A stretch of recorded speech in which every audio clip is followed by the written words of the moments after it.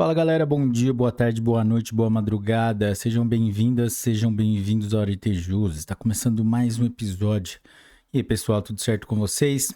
Preparados para mais um episódio?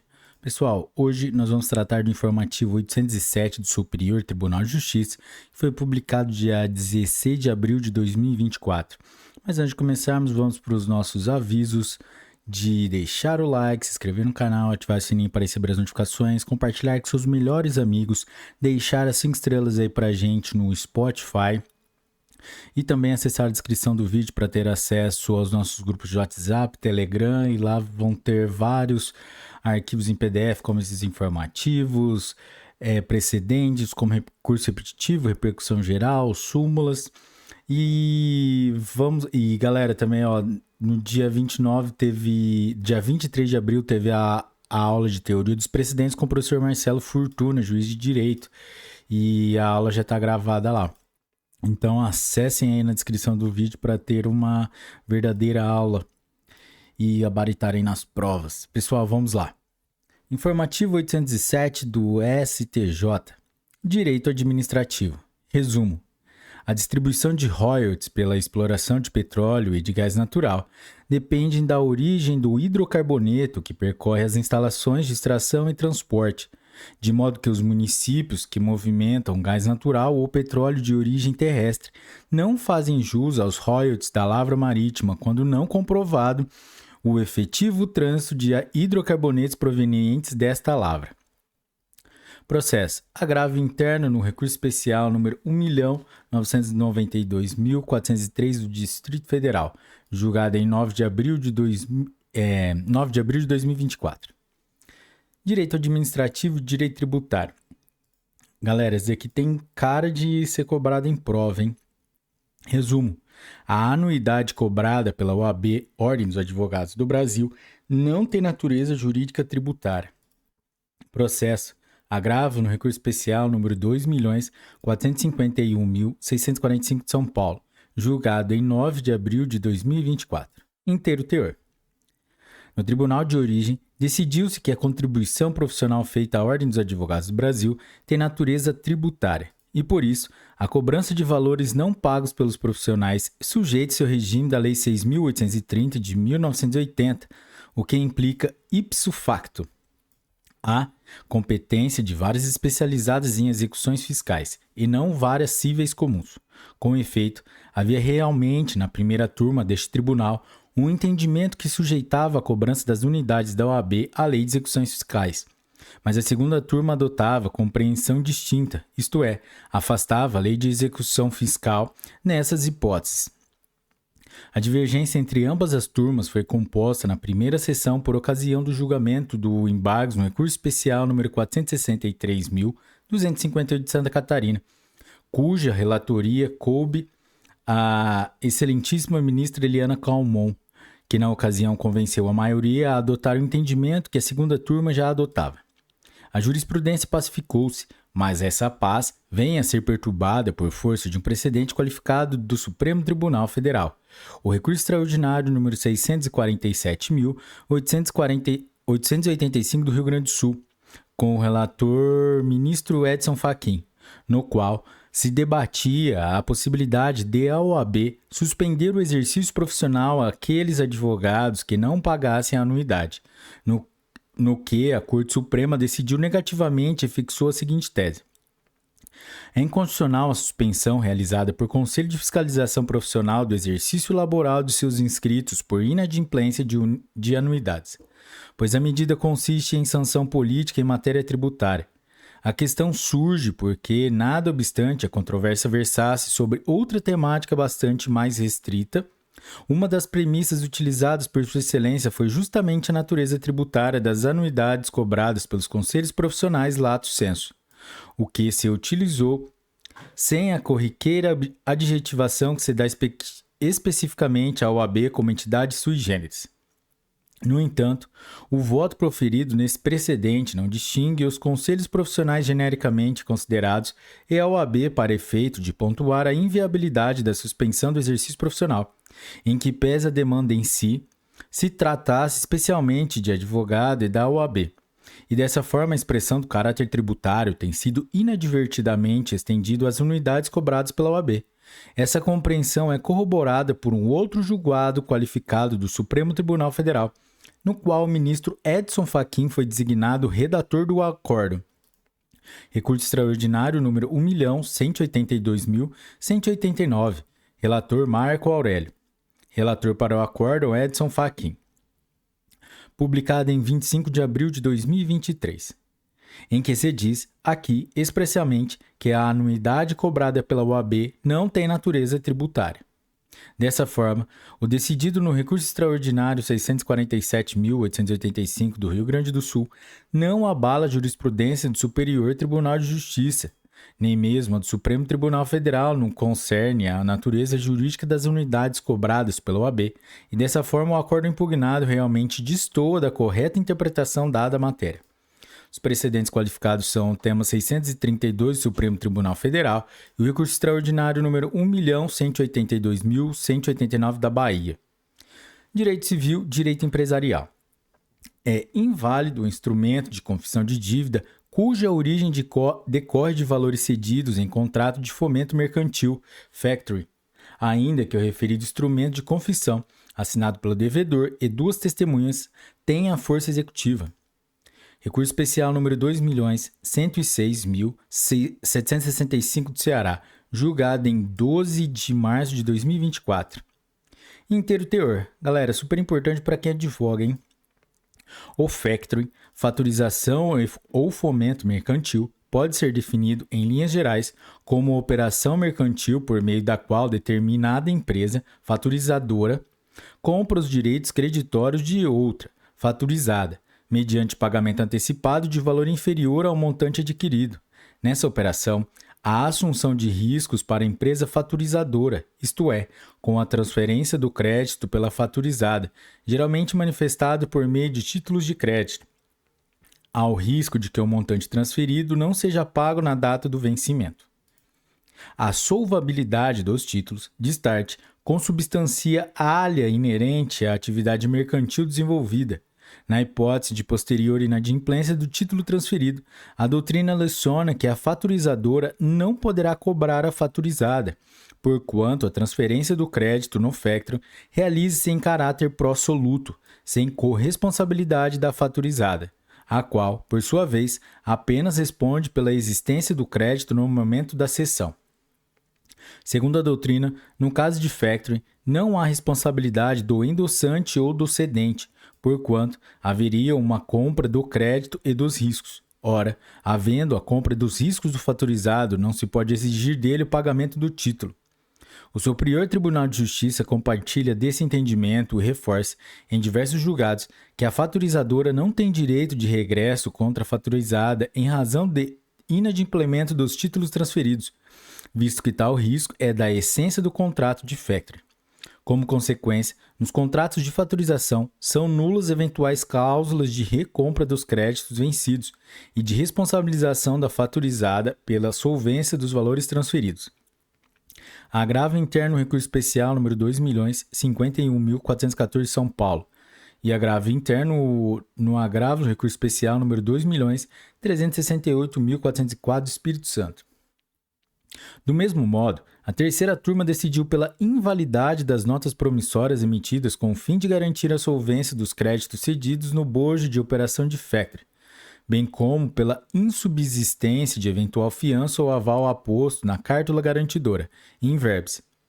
A natureza do contrato de factoring, diversamente do que se dá no contrato de cessão de crédito puro, não dá margem para que os contratantes, ainda que sob o signo da autonomia de vontades que regem os contratos em geral, estipulem a responsabilidade da cedente fatorizada pela solvência do devedor sacado, afigurando-se nulos a disposição contratual nesse sentido, eventuais títulos de créditos emitidos com o fim de garantir a solvência dos créditos cedidos no bojo de operação de factoring, cujo risco é integral e exclusivo da fatorizada.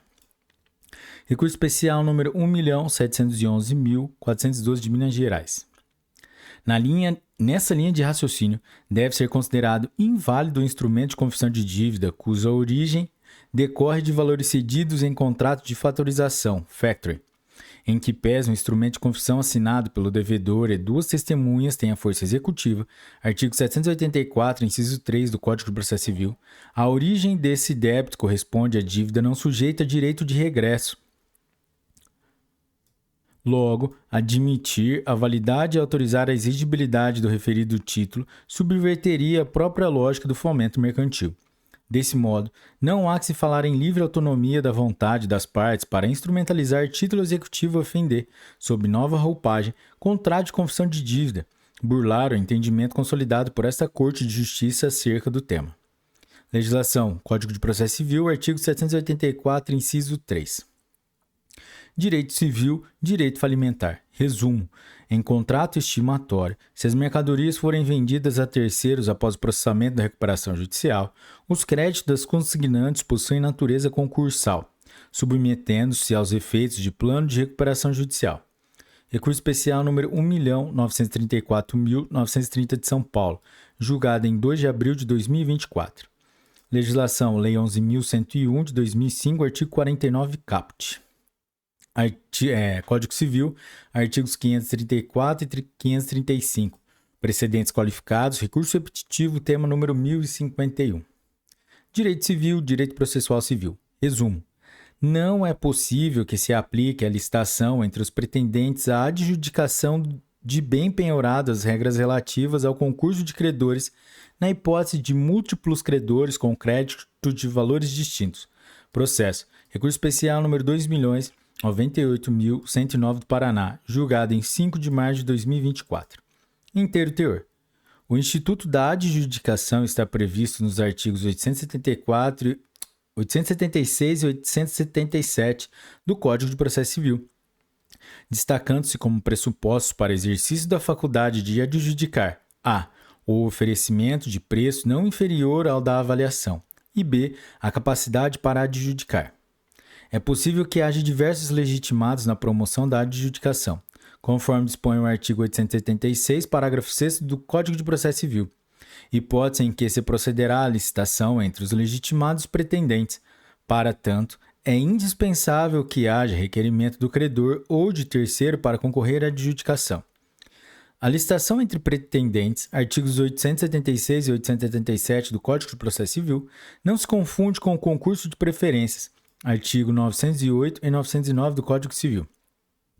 O concurso de credores, disciplinado pelos artigos 908 e 909 do Código de Processo Civil, instaura-se na hipótese de disputa sobre o dinheiro arrecadado pela adjudicação do bem a terceiro, ou seja, em relação ao produto da adjudicação, enquanto a licitação entre pretendentes à adjudicação diz respeito ao bem penhorado. Não é possível autorizar que o credor, que não requereu a adjudicação, se aproveite do procedimento adjudicatório com fundamento no concurso de credores e na possibilidade de rateio dos valores, sob pena de antecipação do concurso de credores, o qual se restringe à distribuição do produto da adjudicação. Na espécie, verifica-se que o recorrente sequer requereu a adjudicação, não havendo razões para anular o feito e aplicar o instituto do concurso de credores sobre o bem propriamente dito. Prevalência do princípio da isonomia entre credores e observância ao procedimento da adjudicação. Legislação. Código de Processo Civil, artigo 876, 877 908 e 909. Código Civil, artigo 962. Direito Civil, Direito Falimentar. À luz do Decreto-Lei nº 7.661 de 1945, a anulação de negócio jurídico realizado pela empresa falida após a decretação da quebra prescinde do ajuizamento de ação revocatória, podendo ser pronunciada de ofício pelo juízo falimentar. Recurso especial número 1.958.096 do Paraná, julgado em 5 de março de 2024. Decreto-Lei, legislação utilizada 7.661, artigo 40, parágrafo 1º. Código de Processo Civil, artigo 674. Código Civil, artigo 168, parágrafo único e artigo 169. Direito do consumidor. Resumo.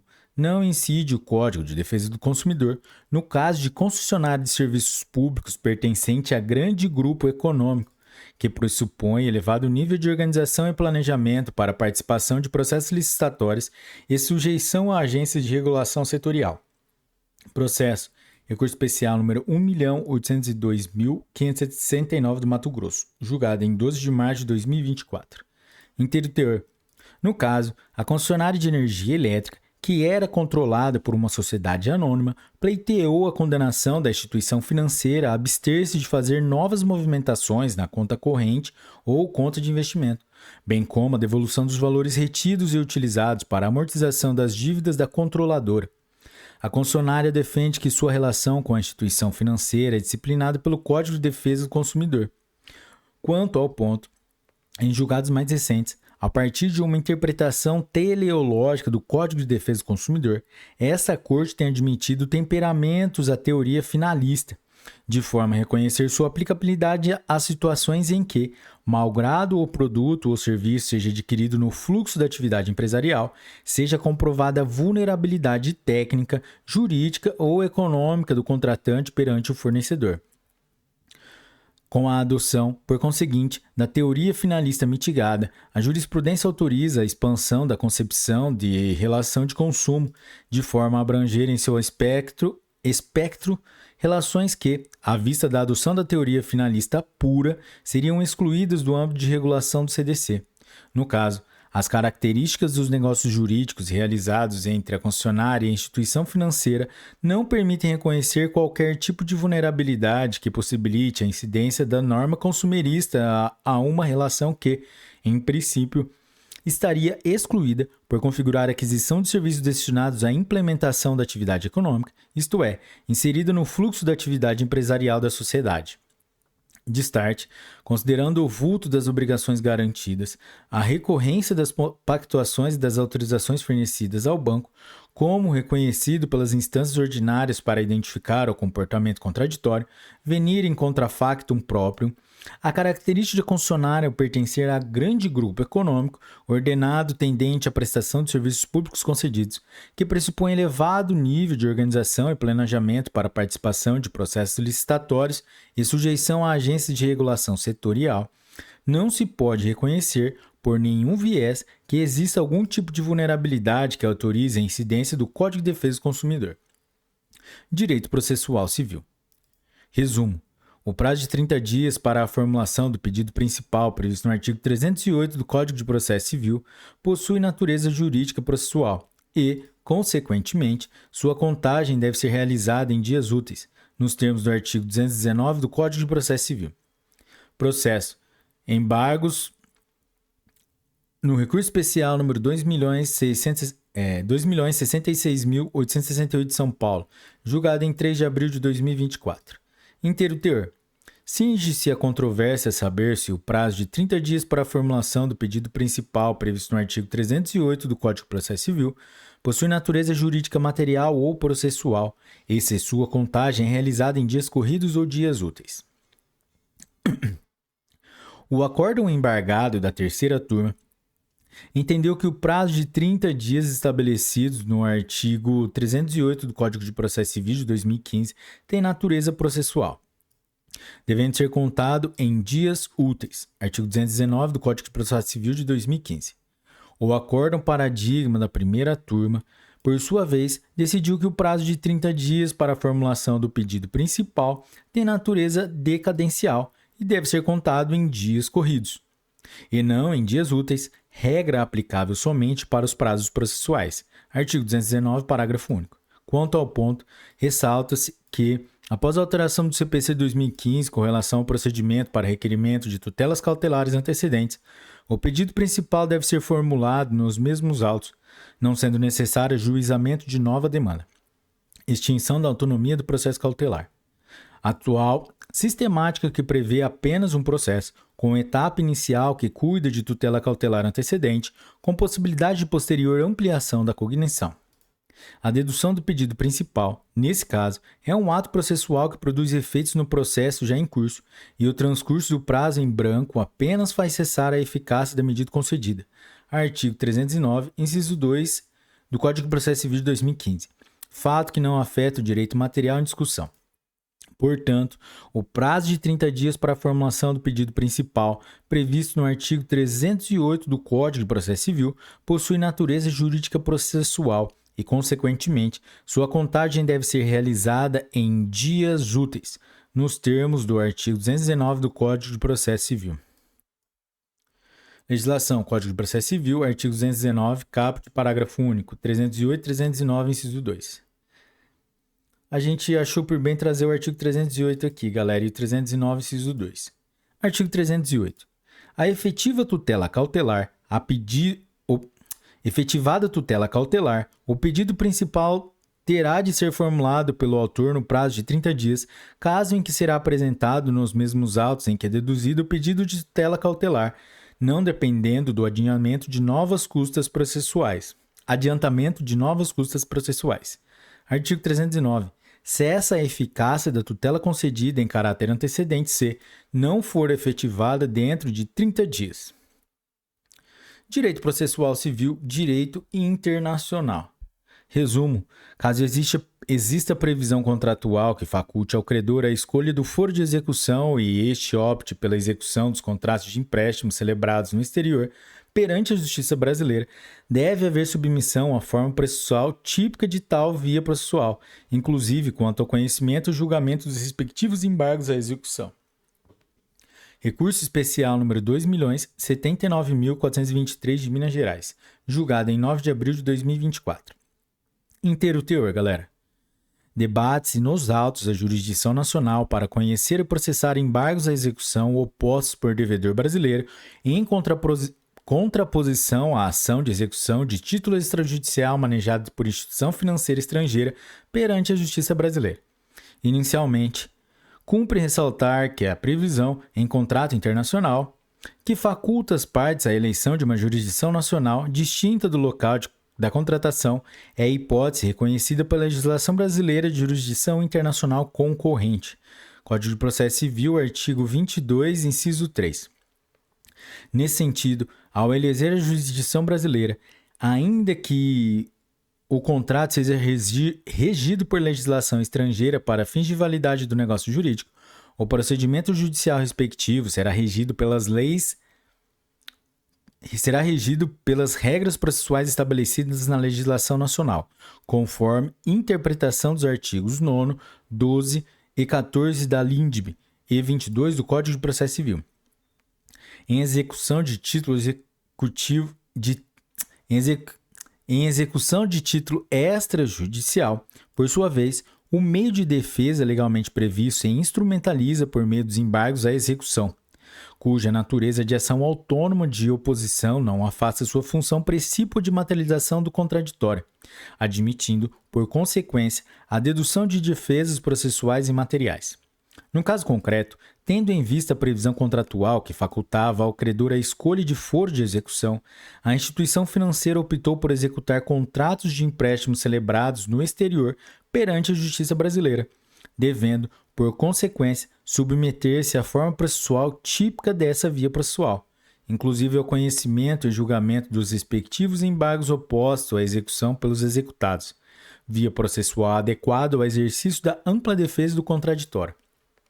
Dessa forma, a existência de processo de liquidação da instituição financeira credora perante a autoridade estrangeira, no caso, a liquidação de instituição financeira em trâmite no Panamá, não modifica a jurisdição internacional do Poder Judiciário brasileiro para as ações individuais aqui propostas.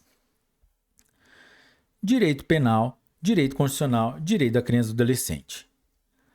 A conduta de estupro de vulnerável imputada a um jovem de 20 anos, trabalhador rural e com pouca escolaridade, que se relacionou com uma adolescente de 12 anos, que havia sido, em um primeiro momento, aceito pela família da adolescente, sobrevindo uma filha e a efetiva constituição de núcleo familiar, apesar de não estarem mais juntos como casal, embora formalmente típica, não constitui infração penal, tendo em vista o reconhecimento da ausência de culpabilidade por erro de proibição, bem como pelo fato de que se deve garantir proteção integral à criança que nasceu dessa relação. Processo em segredo de justiça, julgado em 12 de março de 2024. Inteiro teor. A terceira sessão do Superior Tribunal de Justiça, sob o rito dos recursos repetitivos, no julgamento do recurso especial número 1.480.881 do Piauí, firmou entendimento no sentido de que, Para a caracterização do crime de estupro de vulnerável previsto no artigo 217-A, caput do Código Penal, basta que o agente tenha conjunção carnal ou pratique qualquer ato libidinoso com pessoa menor de 14 anos. O consentimento da vítima, sua eventual experiência sexual anterior ou a existência de relacionamento amoroso entre o agente e a vítima não afastam a ocorrência do crime. Tal orientação, inclusive, foi sedimentada por meio da edição do verbete número 593 do STJ.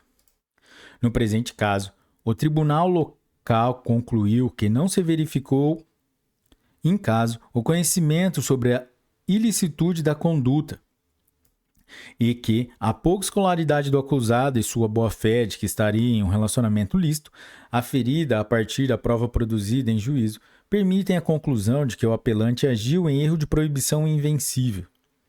A presente hipótese não trata de atipicidade da conduta em virtude de eventual consentimento da vítima ou pelo fato de o réu ser matuto, nem de excludente de licitude por paixão. De igual sorte, não se está diante de erro de tipo, mas sim de excludente de culpabilidade por erro de proibição invencível. Galera, isso daqui vai ser cobrado com força. O caput do artigo 227 da Constituição Federal dispõe que é dever da família, da sociedade e do Estado assegurar à criança, ao adolescente e ao jovem, com absoluta prioridade, o direito à vida, à saúde, à alimentação, à educação, ao lazer, à profissionalização, à cultura, à dignidade, ao respeito, à liberdade e à convivência familiar e comunitária, além de colocá-los a salvo de toda forma de negligência, discriminação, exploração, violência, crueldade e opressão. O legislador infraconstitucional estabeleceu que se considera criança, para os efeitos desta lei, a pessoa até 12 anos de idade incompletos e adolescente aquela entre 12 e 18 anos de idade. Caput do artigo 227 da Constituição Federal. Ademais, são consideradas jovens as pessoas com idade entre 15 e 29 anos de idade. Artigo 1º, parágrafo 1º da Lei nº 12.852 de 2013. Tem-se, portanto, norma constitucional que protege igualmente a criança nascida da relação tida entre a adolescente de 12 anos e o jovem de 20 anos, à época dos fatos. Dessa forma, necessário realizar uma ponderação de princípios. O legislador ordinário, por meio da Lei nº 13.257 de 2016, estabeleceu a necessidade de se atentar para a especificidade e a relevância dos primeiros anos de vida, denominada primeira infância, no desenvolvimento infantil e no desenvolvimento do ser humano. Assim, a prioridade absoluta, na hipótese, deve ser proteção integral da criança que nasceu desta relação. Ademais, deve-se levar igualmente em consideração a ausência de relevância social e de efetiva vulneração ao bem jurídico tutelado, uma vez que se trata do relacionamento de dois jovens que havia sido, em um primeiro momento, aceito pela família da adolescente, sobrevindo uma filha e a efetiva constituição do núcleo familiar, apesar de não estarem mais juntos como casal. Assim, cabe ao aplicador da lei aferir se a conduta merece a mesma resposta penal dada, por exemplo, ao padrasto que se aproveita de sua enteada ou aquele que se utiliza de violência ou grave ameaça para manter conjunção carnal. É nesse ponto, inclusive, que reside o instituto da distinguishing ou distinção. A manutenção da pena privativa de liberdade acabaria por deixar a adolescente e a filha de ambos desamparadas não apenas materialmente, mas também emocionalmente, desestruturando a entidade familiar constitucionalmente protegida. Está em julgamento a vida de 3 pessoas que, mesmo chegando a este tribunal disfarçadas de autos processuais, são as mais diretamente interessadas na resolução do conflito decorrente do crime. Agravo no recurso especial número 1.555.030 de Goiás e recurso especial número 1.524.494 Rio Grande do Norte. Relator ministro Ribeiro Dantas, julgado em 18 de maio de 2021. Se por um lado a Constituição Federal consagra a proteção da criança e do adolescente quanto à sua dignidade e respeito, artigo 227, não faz diferente quando também estabeleceu que a família é a base da sociedade e que deve ter a proteção do Estado, reconhecendo a união estável como entidade familiar. Artigo 226, parágrafo 3º. Antes, ainda proclamou a dignidade da pessoa humana como dos fundamentos do Estado Democrático de Direito. Artigo 1º, inciso 3, e o caminho da sociedade livre. justa e fraterna com o objetivo central da República. Preâmbulo e artigo 3º, inciso 3. A censura penal do novo vínculo familiar, que existiu e que ainda permanece pai e filha, mãe e filha, 11 anos depois, 2013-2024, é mais prejudicial do que se pensa sobre a relevância do relacionamento e da relação sexual prematura entre a vítima e o acusado, haja visto o nascimento da filha do casal. Galera, a legislação utilizada aqui foi o Código Penal, artigo 217-A caput, Constituição Federal, preâmbulo, artigo 1º, inciso 3, artigo 3º, inciso 3, artigo 226, parágrafo 3º e artigo 227 caput. Lei número 12.852 de 2013 e artigo 1º, parágrafo 1º. Lei 13.257 de 2016, súmulas STJ número 7.593, precedentes qualificados, recurso repetitivo, tema número 918. Direito processual penal. Resumo: compete às turmas da terceira sessão do STJ julgar pedido de resposta amparado na antiga Lei de Imprensa, Lei nº 5.250, de 1967, das demandas em andamento. Processo: conflito de competência número 195.616 do Distrito Federal, julgado em 21 de fevereiro de 2024. Inteiro teor. Trata-se de um único pedido de direito de resposta, vinculado à suposta injúria e calúnia em editorial jornalístico e fundamentado nos dispositivos da antiga Lei de Imprensa, Lei nº 5.250 de 1967. Em tal contexto, os órgãos da terceira seção do STJ, aos quais compete processar e julgar os feitos relativos à matéria penal em geral, salvo os casos de competência originária da Corte Especial e os habeas corpus de competência das turmas que compõem a primeira e a segunda seção, artigo 9º, parágrafo 3º e Regimento Interno do Superior Tribunal de Justiça, corretamente sempre decidiram que o direito de resposta possui natureza de sanção criminal, submetendo-se às normas do Código de Processo Penal e devendo a ação ser processada no juízo criminal. A decisão do plenário do STF, proferida na arguição de descumprimento de preceito fundamental número 130 do Distrito Federal, em 30 de outubro de 2009, que declarou como não recepcionado pela Constituição de 1988 todo o conjunto de dispositivos da Lei Federal nº 5.250, de 9 de fevereiro de 1967. Não modifica a natureza penal originária da presente demanda, proposta em 2005, com fundamento no referido diploma infraconstitucional. Apenas caberá ao órgão competente para os feitos criminais, no caso, a terceira seção, definir os efeitos e as consequências imediatas do julgamento realizado pelo Supremo Tribunal Federal sobre o resultado final meritório das demandas em andamento. Ademais, não se cuida de ação indenizatória acumulada com pedido de direito de resposta. Tal cumulação de pedidos poderia atrair, de fato, a competência da segunda seção, tendo em vista que o requerimento indenizatório, até mesmo por praticidade e funcionalidade, deve ser considerado como principal, ressaltando-se a inviabilidade de decisão do julgamento do recurso do Tribunal Superior. Legislação. Regimento interno do STJ, artigo 9º, parágrafo 3º. Vamos lá, galera. Direito processual penal. Resumo. A permissão para ingresso no domicílio, proferida em clima de estresse policial, não deve ser considerada espontânea, a menos que tenha sido prescrito ou testemunhado ou documentado em vídeo. Galera, esse assunto tá toda hora em informativo, então presta atenção aí que vai ser cobrado. Processo. Recurso especial número 2.114.277 de São Paulo. Julgada em 9 de abril de 2024. Inteiro teor. Nos crimes permanentes, tal como o tráfico de entorpecentes e posse ilegal de arma e munições, o estado de flagrância protrai-se no tempo, o que não é suficiente por si só para justificar a busca domiciliar desprovida de mandado judicial, exigindo-se a demonstração de indícios mínimos de que, naquele momento, dentro da residência, há uma situação de flagrante delito em desenvolvimento. Consoante julgamento do recurso extraordinário, número 603.616 de Rondônia, pelo Supremo Tribunal Federal, Não é necessária certeza quanto à ocorrência da prática delitiva para se admitir a entrada em domicílio, bastando que, em compasso com as provas produzidas, seja demonstrada justa causa na adoção medida, ante a existência de elementos concretos que apontem para o flagrante delito.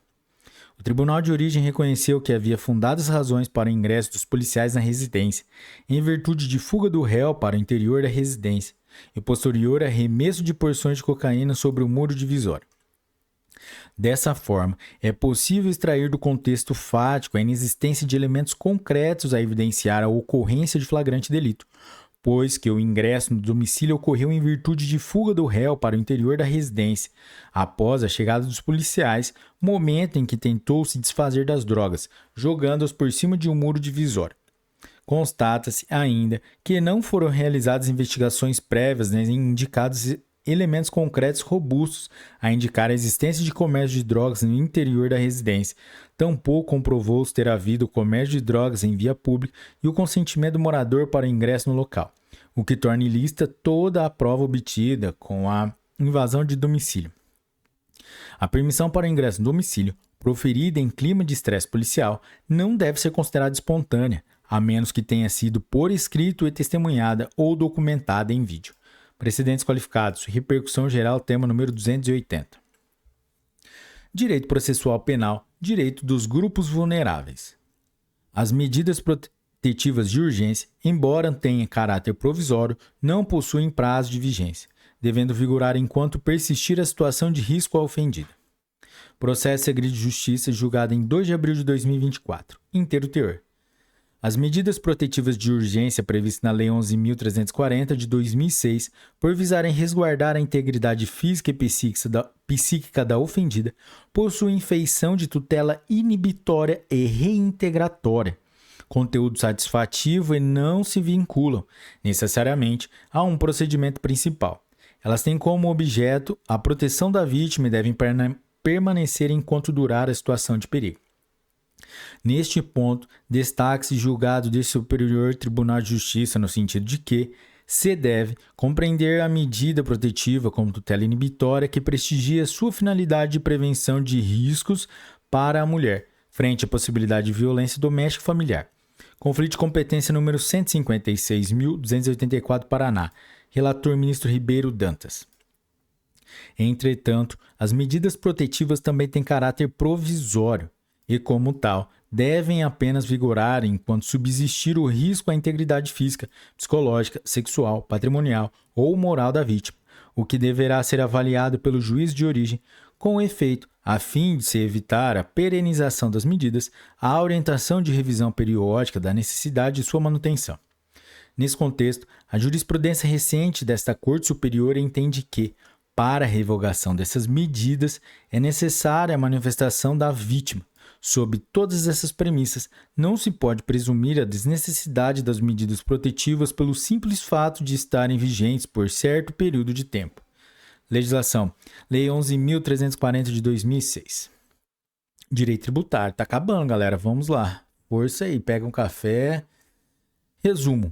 É incabível o reconhecimento do direito de exclusão dos custos de frete nas operações de revenda de veículos, automóveis na base de cálculo da contribuição para o PIS/PASEP e da COFINS. Embargos no recurso especial número 1.691.475 do Rio de Janeiro, julgado em 28 de fevereiro de 2024. Código Tributário Nacional, artigo 111, inciso 2, Lei 10.485 de 2022, artigo 2º, parágrafo 2º, inciso 2. Lei 10.833 de 2003, artigo 3º, inciso 2 e 9. Lei 6.729 de 1979, artigo 13. Direito tributário. Para identificação do sujeito ativo da obrigação tributária em sede de ISSQN, deve-se verificar se há unidade empresarial autônoma no local da prestação do serviço, sendo irrelevante a sua denominação, se de sede ou filial.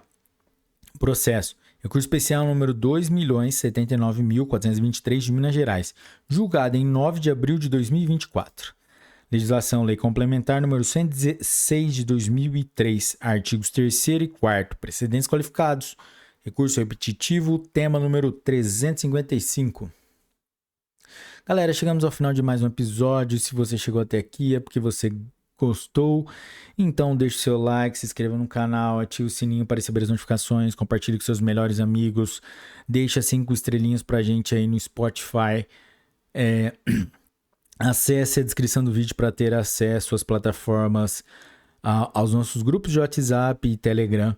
E lembrando que quem estava nos nossos grupos teve acesso ao material que fizemos para o Exame Nacional da Magistratura de Direito Processual Civil, que acertamos 10 das 12 questões cobradas. Então, galera, é isso aí. Bons estudos, um forte abraço, até a próxima e tchau!